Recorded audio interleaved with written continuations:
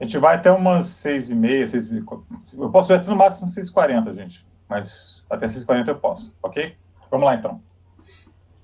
Gravação iniciada.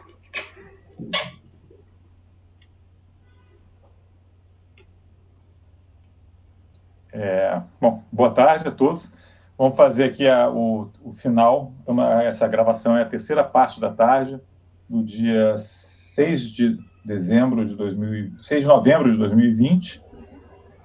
Não, desculpa, agora 6 de novembro é amanhã. Na verdade, estamos no dia 5 de novembro de 2020, parte da tarde, e estamos já adiantando um pouco a pauta, tendo em vista a prerrogativa conferida ao presidente pela portaria da CARF, que, como encerramos a pauta da quinta-feira, estamos já julgando alguns processos para os quais não há pedido de sustentação oral, nem de videoconferência. Então, e nessa sentada, essa terceira gravação desta tarde, do dia 5/11 de 2020, e vamos prosseguir na ordem da pauta dos processos já julgados. Julgamos até o 172, correto? Item 172.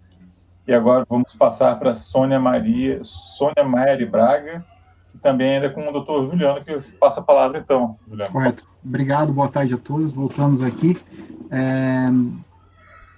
O relatório vai ser mais longo do que a própria conclusão, tá? Porque eu vou relatar fatos que depois ela acaba não se surgindo contra os apontamentos da fiscalização.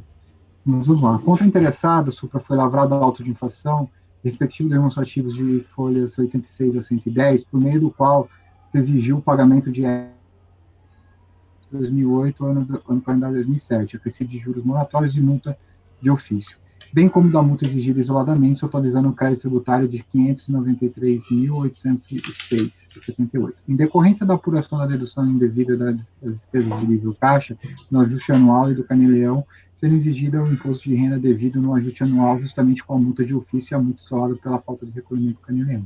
O lançamento foi fundamentado pelos seguintes dispositivos, aí tem todos os dispositivos aqui. No termo de constatação fiscal de folhas 45 a 68, a autoridade fiscal informou em suma o que segue.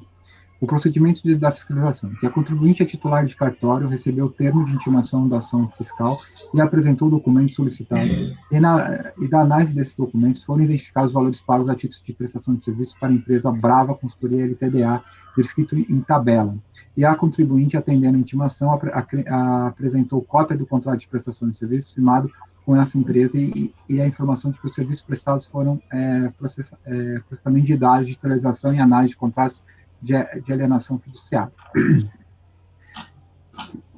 Que o contrato foi firmado em 1º de 4 de 2006 e, de acordo com a cláusula primeira, tem por objeto a prestação de serviços profissionais de processamento de dados, digitalização e análise de contratos e alienação fiduciária, conforme termos de convenção da Cooperativa Técnica de Operacionalização. Firmado entre o Estado de Santa Catarina, através da Secretaria do Estado de Segurança Pública, com a interveniência do DETRAN, com o CIREDOC, Sindicato dos Registros Civis, Títulos e Documentos do Estado de Santa Catarina. E conforme a cláusula 7ª, o cartório pagaria a título de remuneração 60% do valor apurado para o registro dos referidos contratos de área que o convênio mencionado tem por objeto a integração operacional entre o DETRAN de Santa Catarina e o CIREDOC, visando efetuar os registros dos contratos de alienação fiduciária em livros próprios informados ao DETRAN de Santa Catarina, o número de registros junto ao livro e que são obrigatórios no CIREDOC, dentre outros conforme registro junto ao livro, e que são obrigatórios, dentre outros, conforme cláusula 3ª do convênio. Cadastra online no sistema dos registros do DETRAN de Santa Catarina as informações referentes aos registros dos contratos de alienação fiduciária, assumir integral responsabilidade em caráter civil e criminal referentemente aos autos registrados aludidos. Utilizar as informações que lhe forem disponibilizadas apenas para cumprimento dos seus atos registrais, utilizar as informações do sistema apenas para cumprimento de suas obrigações decorrentes do convênio.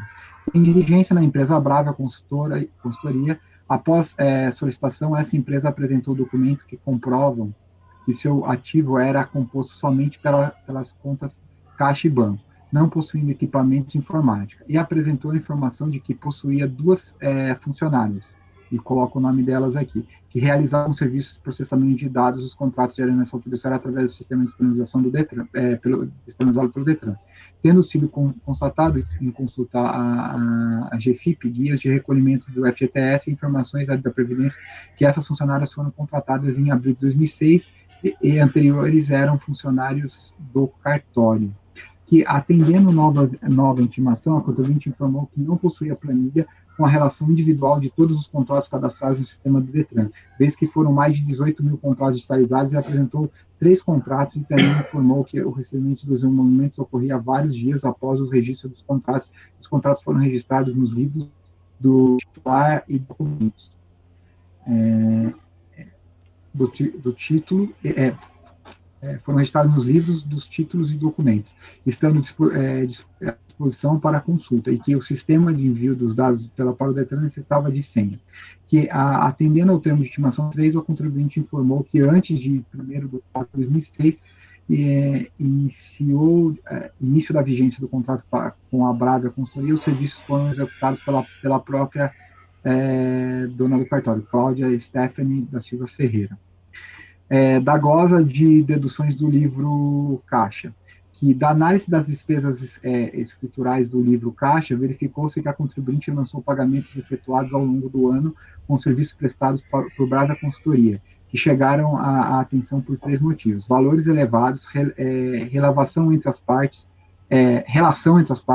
transferência de funcionários, postos que os valores pagos no ano por serviços prestados por Bravia Consultoria correspondia a 65% do total da despesa do livro Caixa, que nitidamente existia existência de ligação entre as envolvidas, pois a Bravia Consultoria tem como sócio o esposo e o filho da contribuinte, oficial do cartório, e só tinham funcionários na folha de pagamento até março de 2006. O sócio Rubens Tadeu Varela, no mês seguinte, contratou 2 funcionárias que trabalhavam no cartório, Heloísa e Nathalie, quando passou a prestar o serviço para o cartório executado por essas funcionárias. Que houve aprofundamento na apuração dos fatos, com o objetivo de comprovação necessária e normalidade dos serviços prestados mediante interpretação do disposto no artigo 75 e 76 do Decreto 3.099, o RIR antigo, o Regulamento de Imposto de Renda Antigo, e parecer normativo CST 32 de 81, tendo ilustrado com o acordo do primeiro Conselho de Contribuintes que fornece indicações complementares quanto à dedutibilidade das despesas escriturais em livro Caixa. Que, para se verificar se as despesas são realmente necessárias, ou seja, se elas efetivamente têm alguma relação com atividades desenvolvidas pelo contribuinte, deve ser observados os critérios de normalidade, usualidade, necessidade e pertinência. E foi analisado se as despesas relativas à prestação de serviços prestadas por Bravia observariam tais critérios. Que, quando recapitular os fatos já narrados, concluiu que o cartório tinha plenas condições de executar o serviço de dos contratos de alienação fiduciária do sistema do Detran, pois possuía equipamento de informática e conhecimento do assunto, funcionários e capacidade, principalmente havia assumido a responsabilidade perante o Detran e, assim, não necessitava de serviços prestados. Que, quanto à normalidade, o cartório escriturou despesas a título de prestação de serviço junto à empresa TAPIO, Serviço de Tração Nuclear, cujas despesas mensais giravam em torno de R$700, ficando clara a discrepância entre os valores pagos por serviços semelhantes na mesma época. Sim, a transação efetuada com a empresa Bravia Consultoria não se apresenta de sócios não se apresenta de sócios e titulares do cartório, e foram glosadas as respectivas despesas escriturais referentes a meses de fevereiro a dezembro de 2007, conforme demonstrativo.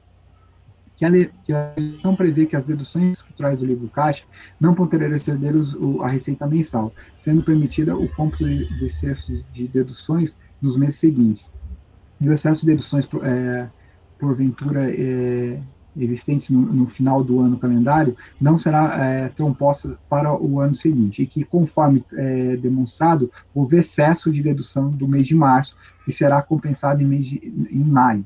No entanto, o excesso apurado em dezembro não será compensado conforme tabela de omissão após a compensação. Que que serão apurados multas relativas à falta de carnê-leão das omissões apuradas conforme previsto no artigo 44 da Lei 9.430, com redação dada pela 11.488. Certificado pessoalmente do lançamento em 3 de 8 de 2010, folha 100, a interessada apresentou impugnação de folha 130 a 137 em 1º de 9 de 2010.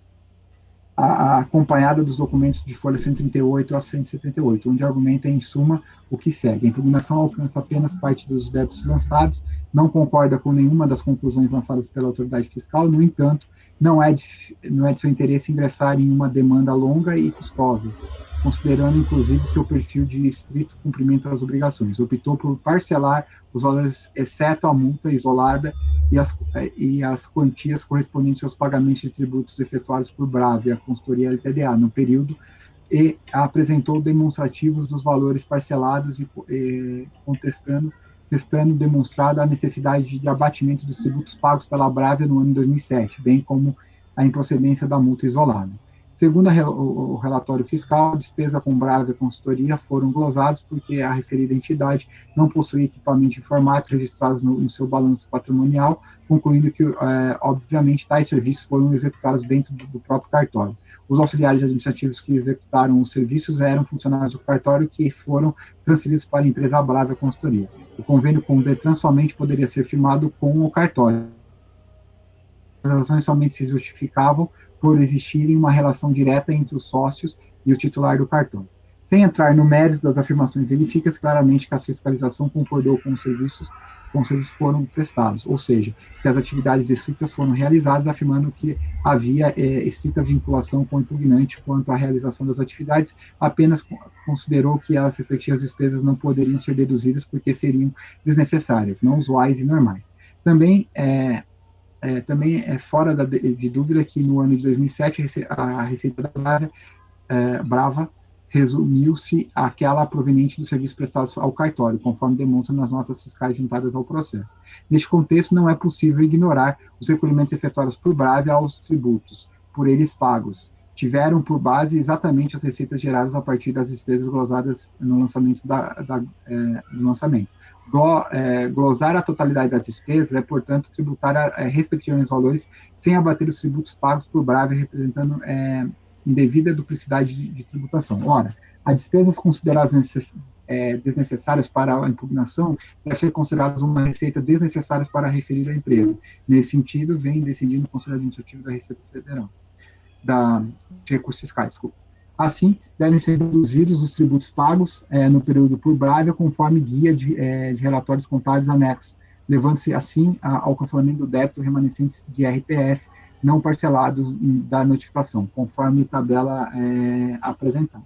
A agência de multa isolada não pode prosperar, tal além da multa de 75, então, estão incluídas na notificação 109 a título de multa exigida isoladamente sob a justificativa de falta de pagamento do carnê-leão, com suposta base no artigo 44, inciso 2 da Lei 9.430, de cuja a leitura se permite extrair das conclusões. Fica claro que não existem duas multas simultâneas a serem aplicadas, uma de ofício e outra isoladamente.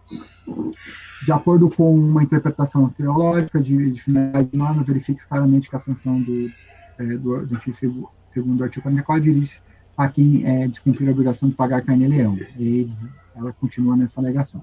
O assunto é conhecido pelo Conselho de Recursos Fiscais, tendo a Câmara Superior sedimentado entendimento. O que se verifica no caso é uma dupla penalidade. Desta forma, dos 239 mil notificados a título de IRPF, foram parcelados 132 mil, sendo que 107 mil devem ser cancelados por corresponderem a abatimentos dos tributos pagos por Brava, e a multa isolada deve ser totalmente cancelada por caracterizar dupla penalidade sem sustentação legal. O acórdão da impugnação da terceira turma da DRJ, por meio do acórdão X, julgou por unanimidade um procedimento de impugnação apresentado pelo requerente sobre os seguintes argumentos. Direito pedido da hora recorrente de apresentar provas a posteriori, apontando a redação dos parágrafos 4º e 5º do artigo 16 do decreto 70.235. A multa de ofício foi aplicada regularmente conforme a determinação 2 e 30. A Constituição Federal e a legislação tributária e legal não veda a aplicação concomitante das multas. Aqui a DRJ aponta que as decisões judiciais e administrativas não proferidas pelo STF sobre inconstitucionalidade e normas legais não consistem em normas gerais, razão pela qual seus julgados não se aproveitam em relação a qualquer outra ocorrência. Somente podem ser deduzidos da remuneração oferecida pelo trabalho não salariais as despesas discriminadas no livro caixa e comprovadas por meio de documentos hábeis e idôneos, sem importar a percepção da receita e a manutenção da fonte produtora, conforme estabelecido no artigo 6º da Lei 8.134 de 90. Porém, no caso em tela, conforme descrito no lançamento, a autoridade fiscal apurou que a contribuinte deduziu indevidamente despesas culturais no livro caixa referentes ao exercício 2008, no calendário 2007, e a contribuinte não questionou o lançamento quanto a essa inflação, tratando-se de matéria preclusa, não havendo como ser tratado sobre tal assunto nessa saída de julgamento. O pedido de compensação de tributos deve ser tratado em processo próprio, formalizado em nome do contribuinte que efetuou o recolhimento a ser tratado somente pelo órgão local da Receita Federal. No recurso voluntário, a recorrente reitera os argumentos de subordinação, assim surgindo contra a decisão da DRJ, quanto à não possibilidade de dedução dos valores pagos de tributos pela empresa Brava e quanto à cobrança concomitante da multa isolada com a multa de ofício. Deixa eu ler aqui, porque é exatamente isso e vou tratar aqui no voto. Passo ao voto. O recurso voluntário atende todos os pressupostos de admissibilidade. No mérito, como já dito a Liores, a recorrente não se insurge em sua impugnação em seu recurso voluntário sobre o foco do lançamento, glosa de despesas de livro caixa, estando essa matéria superada na lide.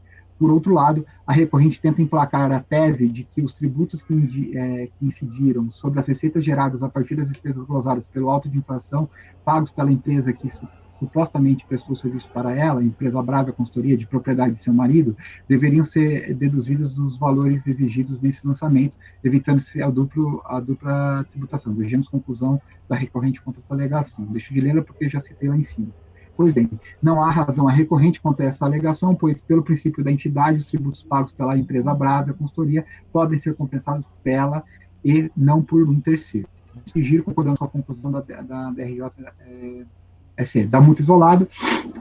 Na análise dos autos, verifica-se que houve aplicação de multa isolada por falta de recolhimento de canal devido a título de carnê-leão, em concomitância com a multa de ofício, que tem que ser relativa ao fato geradores. Pois bem, em relação ao ano calendário 2007, onde que foi aplicada a multa de ofício de 75% sobre os valores omitidos e, ao mesmo tempo, aplicada a multa isolada pelo não recolhimento de carnê-leão, entendemos que essa deverá ser mantida, uma vez que já é pacífico no egresso contribuinte do recursos fiscais, que, com a publicação da MP 351 em 2007, convertida na Lei 11.488 de 2007, com a alteração ao artigo 44 da Lei 9.430, passou a ser devida a exigência de penalidade isolada pela falta de recolhimento de PVA devido a título de carnê-leão acumulada com a multa de ofício. E cito aqui a súmula 147. Por todo exposto, deve ser mantido em concomitância das multas. Concluo o meu voto. Ante o exposto, voto por dar parcial... Gente, está errado a conclusão aqui. Desculpa.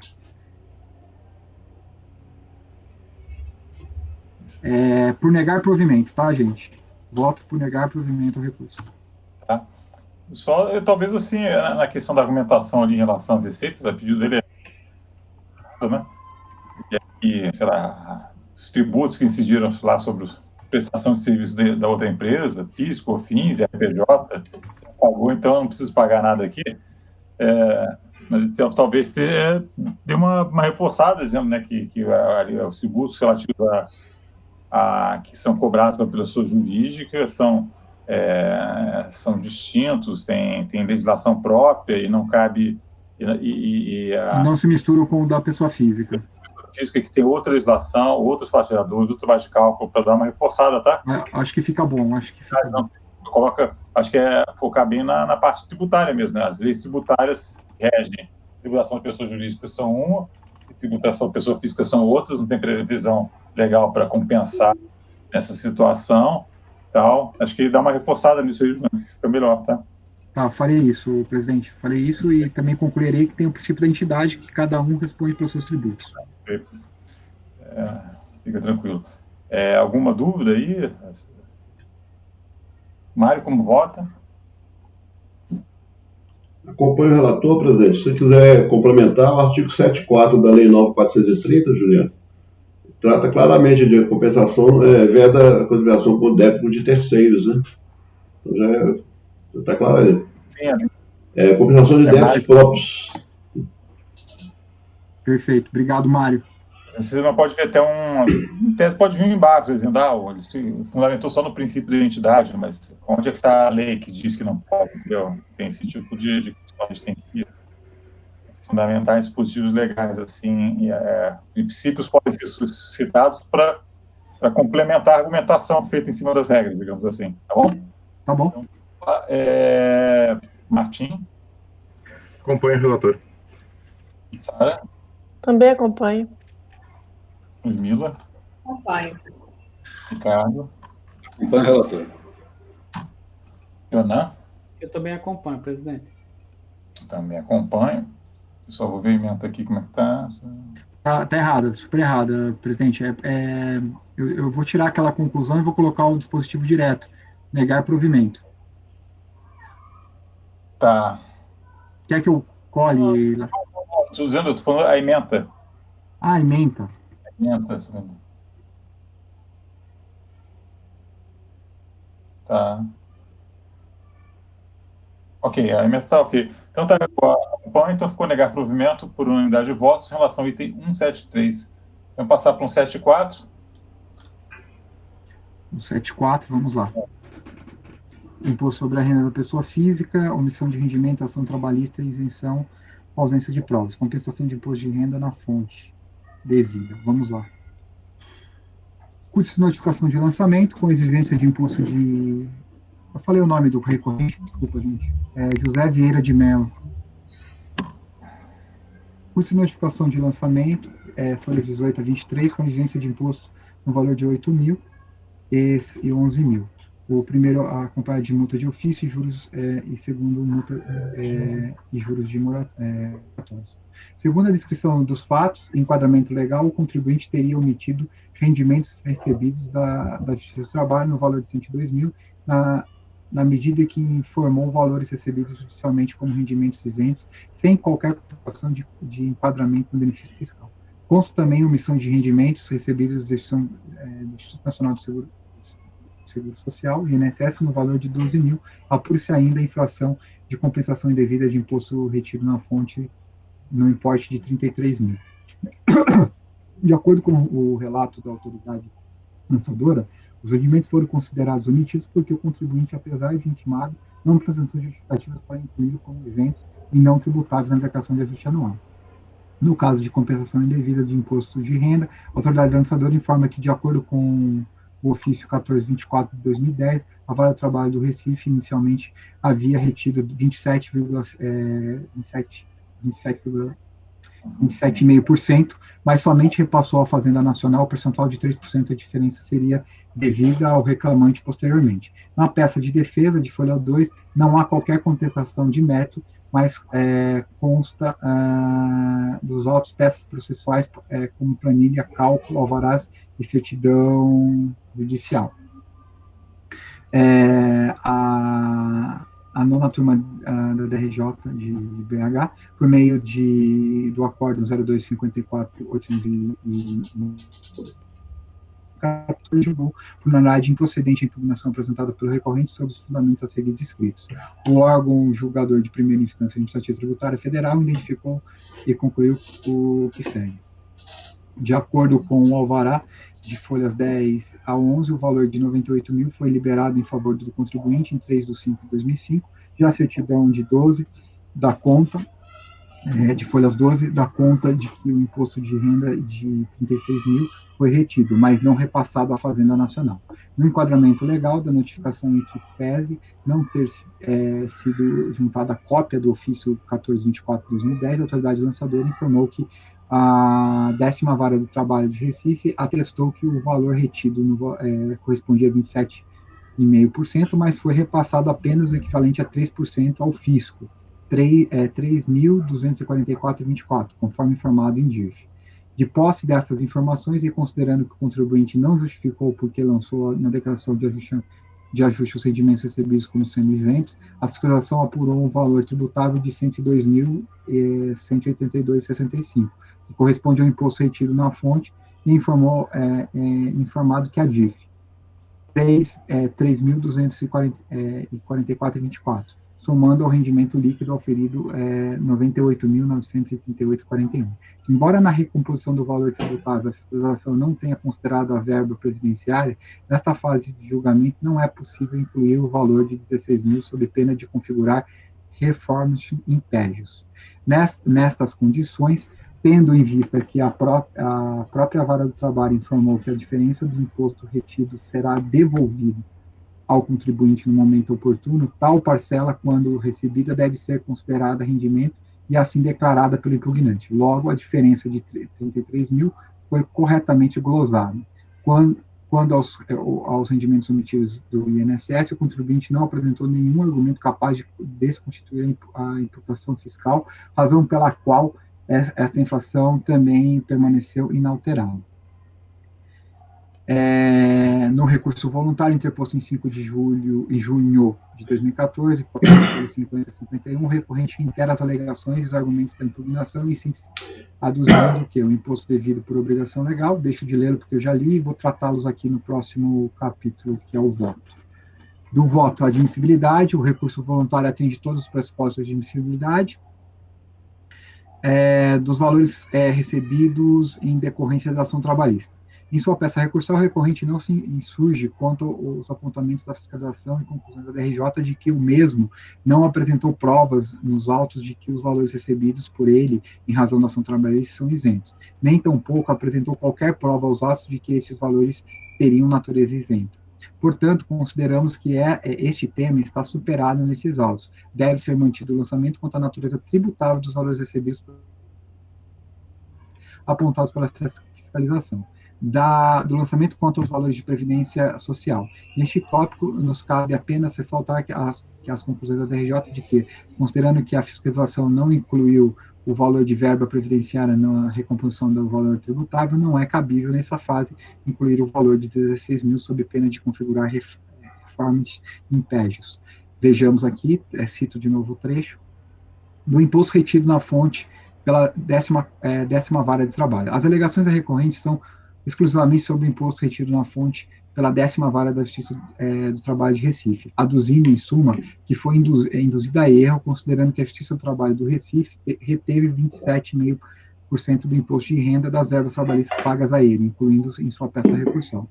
Isto posto, reitera nos termos da defesa, impugnando mais uma vez que seja a 10ª Vara do Recife notificada para devidos esclarecimentos, bem como seja determinado que a vara realize o recolhimento devido, eis que até o presente momento não devolveu a quantia ao recorrente, e tampouco recolheu à Fazenda Nacional, como seria o correto, desde o início, ou seja, quando a oportunidade de deliberação do alvará ao recorrente, sendo presente recurso julgado totalmente procedente, ato contínuo sendo suprimidas todas as penalidades até então impostas. Então vejamos, em relação ao IRR-fonte, a fiscalização afirma, na descrição dos fatos e enquadramento legal, que a 10ª Vara do Trabalho de Recife, por meio do ofício 1424/2010, informou que reteve 27,5% das verbas pagas ao recorrente, mas que o correto seria 3%, e que devolveria a diferença ao recorrente, porém, não foram acostados aos autos o ofício 1424/2010.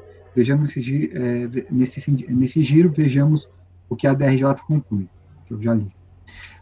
Por outro lado, se verificarmos a E-folha 12 dos autos, encontramos uma certidão emitida pela 10ª Vara do Trabalho de Recife, certificando que, por solicitação verbal por parte da interessada, que os autos empíricos foram autuados em 18 de dezembro de 1990 e julgados procedentes em 21 de outubro de 1991, com trânsito em julgado em 28 de novembro de 2003. Certifico ainda que o reclamado José Vieira de Mello, que é o mesmo recorrente, recebeu o alvará de autorização número X em 3 de maio de 2005 no valor de 98 mil, ficando retido o valor de 36 mil. Relativo ao imposto de renda, porém não repassado à Receita Federal.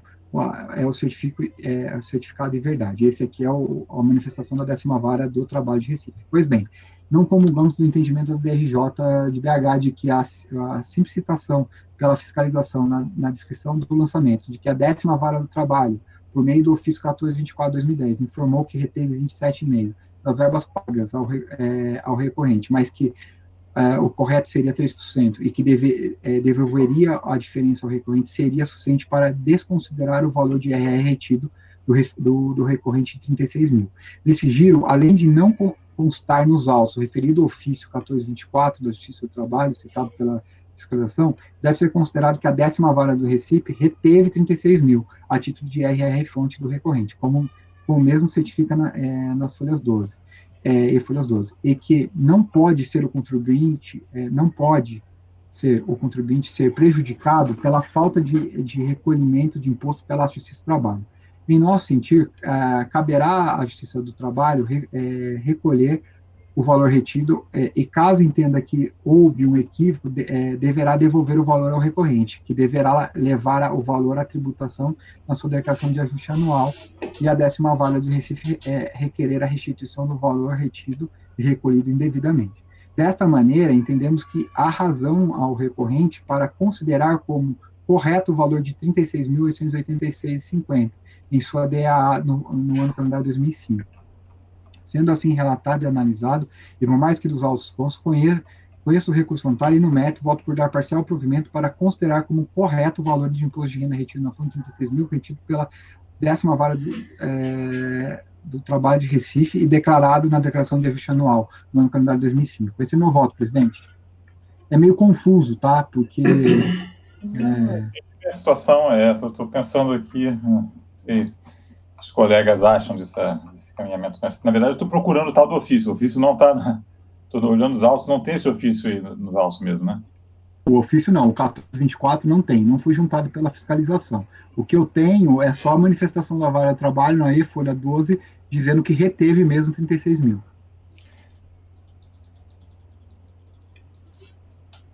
Esse ofício, vocês mencionam, a manifestação é de que data? Essa manifestação é de...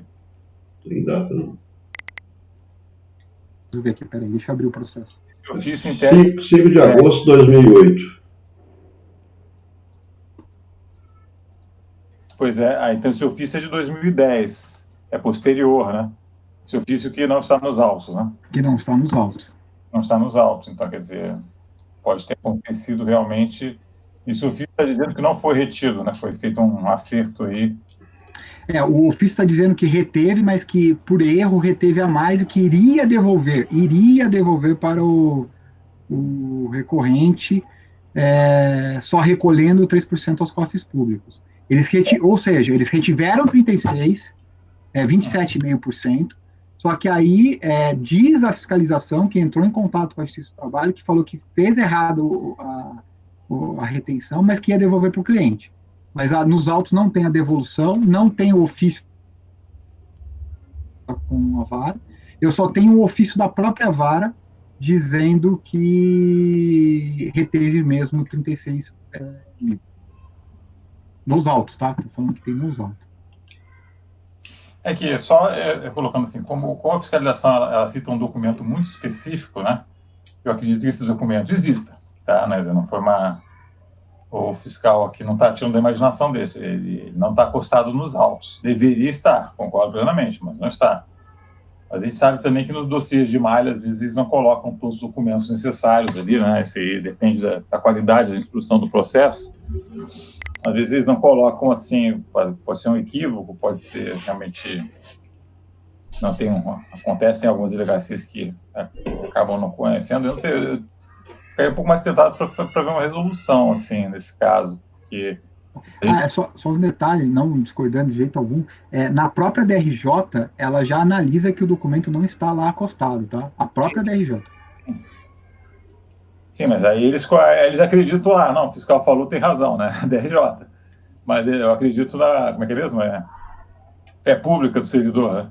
Mas aqui a gente tem que olhar a questão da documentação, está nos autos, assim, mas é porque eu estou acreditando que, assim, repito, ele está fazendo menção a um documento específico, a fiscalização, ou seja, eu acredito aqui que, se eu fosse a DJ, eu teria mandado baixar os autos para lá, já na DJ, eles juntarem isso aqui, entendeu? Não teria simplesmente fizeram o trabalho aqui, qual a delegacia que fez isso aqui?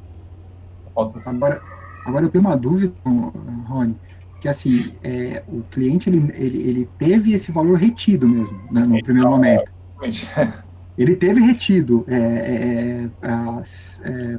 Ok, ele teve retido. Ele não recebeu naquele momento, então ele não poderia ser autuado naquele momento. Ele teve retido, né? Um erro da justiça, né? Eu tô indo além para a gente pensar junto aqui, tá? Só que eu acho assim que sem... Mas ele não foi autuado. Ele foi autuado porque ele declarou o imposto de renda e não teve o recolhimento, então...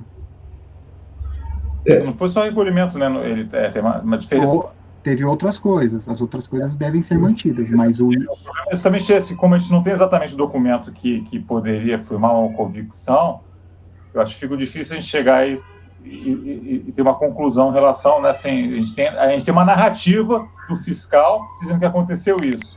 Tem uma narrativa do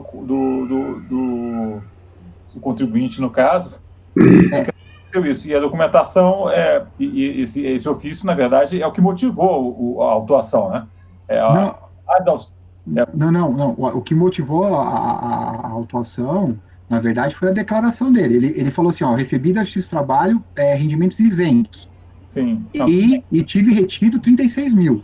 Sim. E tive retido 36 mil. Sobre os rendimentos isentos, ele não prova nada, manteve. Sobre os rendimentos, e os 36 mil, a própria vara do trabalho, no documento acostado aos autos, fala, eu retive 36 mil. O que ele vem falar é que ele entrou em contato com a vara e que a vara falou, realmente retivemos, mas vamos devolver para ele.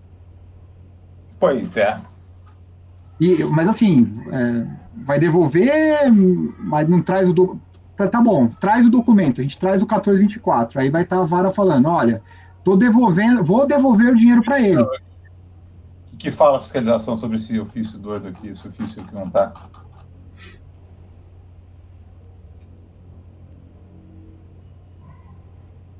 O problema é que é o seguinte, né? Certo, mas você tem razão, porque o fiscal está falando assim, havia sido retido o percentual de 27,5%, mas foi passado somente 3%. Tá, mas esse... Folha que tá isso, desculpa. Oi? Que folha que tá? 35. Né? Aí, tipo assim, não. Então, em controverso, me parece aqui que o fiscal não tá contestando que foi retido propriamente os 27,5%. Não, e nem a vara. A vara confirma também. Exatamente. O que está acontecendo aqui, o fiscal está falando, não, foi retido 27,5%, mas não foi repassado isso tudo para a União. Tá, mas esse é um problema da fonte pagadora com a União, me parece, assim, né? A retenção propriamente ainda poderia ser glosado porque ele fez com base no documento fornecido pela Justiça, não sei. Não viu o Mário aí que levantou a mão? Esse é o último processo, tá, gente? Porque realmente depois eu vou ter que me ausentar aqui. Encerrar. Vamos lá, Mário. Aí, eu acho que na verdade, a vara fez errado, né? Ela reteve errado. A legislação fala que ela tem que reter 3%, ela aplicou lá a tabela dela, lá 27,5%. Percebeu o erro e aceitou. E nessa declaração que ela faz aqui, está na folha 12 e 13, né? Ela fala que foram retidos 36, não repassados para a Receita. Ela não é muito conclusiva, ela fica aqui em cima do muro, né? Porque na verdade ela ia devolver esse valor, ela tinha que devolver porque ela reteve errado. Ela agiu errado. E aí, no procedimento fiscal, só para concluir, na hora que eles foram compor a base de cálculo para o lançamento, eles pegaram os 98 mil que ele recebeu, mais 3 mil, que era o imposto de renda correto, os 3%. Eles não autuaram sobre o 36. Então, se a gente devolver 36, ele nem foi cobrado imposto sobre o valor total, em tese, recebido por ele, que seria 130 mil reais. Porque senão você vai ver que ele recebeu 98 mil e teve 36 retidos na fonte. Esse 36 tinha que ser base de cálculo do imposto também, para efeito do cálculo do próprio imposto de renda. A gente está dando um benefício maior para ele, porque incidiria o imposto de renda sobre esses 36 também. Então acho que era bom verificar se houve efetivamente no futuro essa devolução, né? Porque não ficou lá. Mas aí, Mário, perfeito, mas aí lá quando houver a devolução, ele vai ter que ser tributado. Mas não podemos devolver esse dinheiro para ele. Não, mas ele declarou 36. Ele declarou que ele teve retido Perfeito. 36. Mas se tem a devolução, então não poderia ter devolvido para ele aqui. O senhor está recebendo 2 vezes o mesmo dinheiro. Então acho que tem que saber se teve a devolução. Posso falar? A minha questão acho que é justamente igual ao do Mário, né? Eu, pegando a prática, não sei de quando é que esse processo aí é, Juliano, deve ter alguns anos já, né? Geralmente o advogado já conseguiu essa devolução aí peticionando no processo, no tipo cartório, ele não vai ficar com esse dinheiro retido. Assim, pensa, ele reteve 35, daí foi lá e transferiu 5 para a União, ficou 30 mil lá numa conta judicial, num processo já finalizado no trabalho. Uma hora esse processo ele tem que ter um fim. Provavelmente já foi devolvido. Eu acho que seria um caso de uma conversão em diligência para fim de esclarecimento. Até porque vai que seria uma diligência para a candidato de origem, faça aquelas. Vá em time, né? O cartório. A vara, o cartório, marca circularização, que se diz, né? E consiga as informações necessárias para saber, em time advogado, se for o caso, em time contribuinte, para verificar o que aconteceu nesse caso depois, né? Porque certamente nesses anos todos que já se passaram, talvez esse dinheiro tenha, o contribuinte, ele dificilmente acho que a vara teria recolhido integralmente esses 35 mil depois, já que ela já constatou o erro. Então esse dinheiro está parado lá, e quanto que efetivamente ela reteve, acho que essa informação, não sei se tem aí, Juliano, essa informação. Deixa eu só colocar uma perfeito, Sim. Talvez te ajude. Primeiro para o Mário. Mário, lá na descrição dos fatos, apura-se ainda infração de compensação indevida no imposto retido na fonte no importe de 33 mil. Ou seja, eles descontaram os 3 mil, os 3 mil lá, que eles acham correto, dos 36.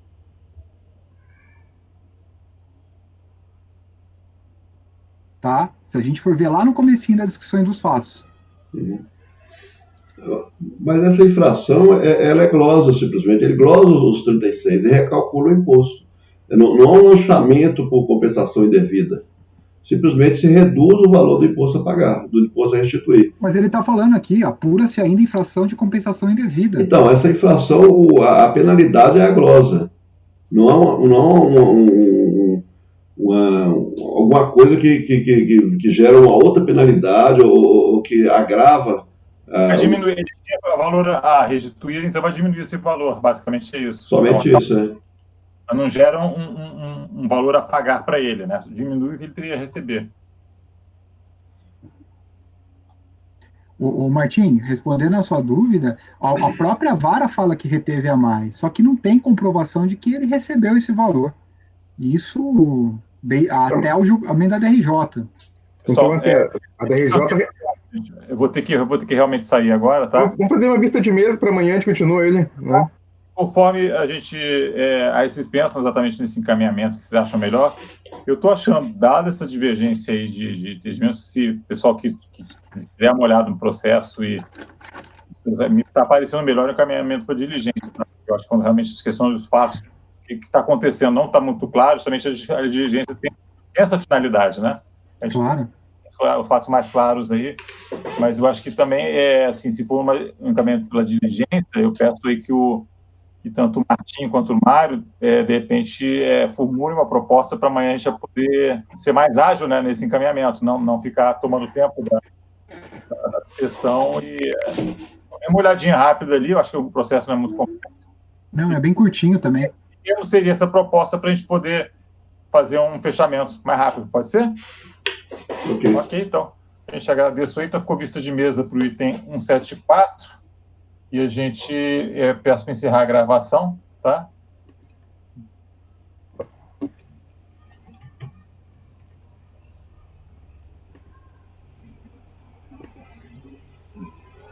É encerrado? Só um minutinho. O Mário está...